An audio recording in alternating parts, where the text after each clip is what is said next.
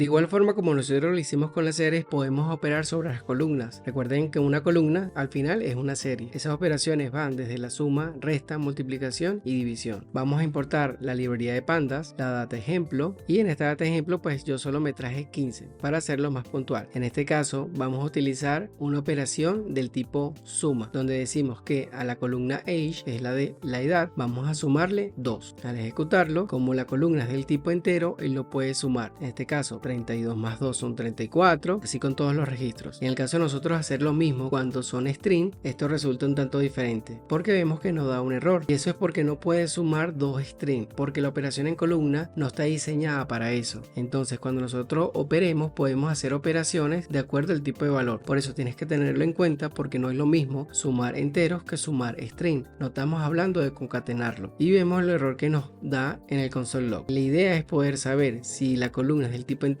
o del tipo string, para nosotros poder ejercer ese operador. Si bien nosotros podemos operar ya sea suma, resta, multiplicación o división, podemos también aplicar funciones a una columna. Para eso vamos a importar la librería de math de Python. En este caso vamos a colocar el método logarítmico y vamos a decir que aplique una función logarítmica a una columna que yo sé que es del tipo entero, que en este caso es la de edad. Al ejecutarla, él hace la operación matemática, o sea, a esa columna aplícale esta función. Aplicarle una función no solo del tipo matemático obviamente, pero aplicarle una función es muy útil porque no tengo que estar colocando un for each o un for y poder determinar cada uno de los elementos y multiplicarlos y guardarlos nuevamente. En este caso lo que hacemos es toma la columna, aplícale esta función y dame el resultado. Así funciona de manera muy eficaz un método o una línea de código. Como indicaba, en este caso estamos haciendo el ejemplo con una función matemática, pero también puedo tener una función con algún otro tipo de lógica. Por ejemplo, una función que concatene o que remueva ciertos caracteres del tipo string, y entonces le digo, bueno, aplica esta función no al age porque sé que es entero, aplícale esa función de remover caracteres a una columna que puede ser el first name y puedes remover estos caracteres. Entonces aplicar una función es muy útil porque impactas en cada uno de los registros de esa columna. También tenemos algo muy elemental que es operar sobre la columna a nivel de data time. Data time es algo muy utilizado cuando tenemos fechas, y casi todo tiene fecha de registro, ya sea de creación o fecha de registro donde se eliminó, fechas de nacimiento, fechas de modificación. La idea de tener fechas en columnas es para ayudarnos a determinar cierta información en el tiempo. Si nosotros vemos nuevamente data que contiene esta información, vamos a ver que data tiene una columna que se llama date. Técnicamente es una fecha, no sé cuál es, no sé si es la fecha de nacimiento, no sé si es la fecha de creación del objeto dentro de la base de datos, no lo sé, pero es fecha. Sin embargo, lo que sí sé de fecha es que es del tipo string. Yo no lo veo acá, pero cuando yo revisé el Excel me di cuenta que está en el Excel, estaba escrito como si fuese un string, un carácter más. Pandas no puede trabajar con esto si fuese string. Necesitamos trabajar esto del tipo data time. Cuando queremos trabajar con fechas, los objetos tienen que ser fechas. Si nosotros imprimimos aquí date,